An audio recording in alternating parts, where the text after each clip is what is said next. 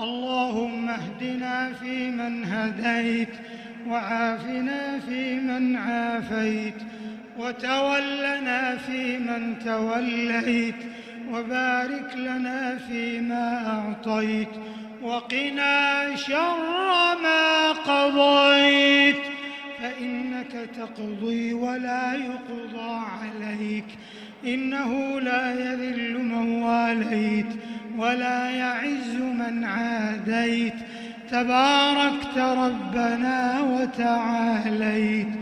اللهم لك الحمد كما هديتنا للإسلام، ولك الحمد أن بلغتنا شهر رمضان.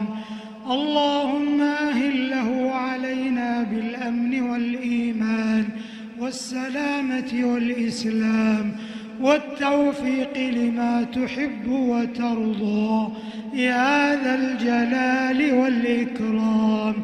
اللهم سلمنا لرمضان وسلمه لنا وتسلمه منا متقبلا يا أرحم الراحمين. اللهم إنا نسألك من الخير كله عاجله وآجله ما علمنا منه وما لم نعلم، ونعوذ بك من الشر كله عاجله وآجله ما علمنا منه وما لم نعلم، ونسألك فواتح الخير وخواتمه وجوامعه وأوله وآخره وباطنه وظاهره والدرجات العلى من الجنة. اللهم وفق إمامنا بتوفيقك وأيده بتأييدك.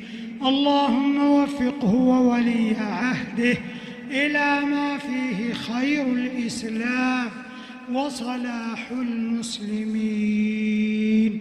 ربنا آتنا في الدنيا حسنة وفي الآخرة حسنة وقنا عذاب النار. ربنا تقبل منا إنك أنت السميع العليم، وتب علينا إنك أنت التواب الرحيم. اللهم إنا نعوذ برضاك من سخطك وبمعافاتك من عقوبتك، وبك منك لا نحصي ثناء عليك أنت كما أثنيت على نفسك. وصل اللهم وسلم وبارك على نبينا محمد وعلى آله وصحبه أجمعين.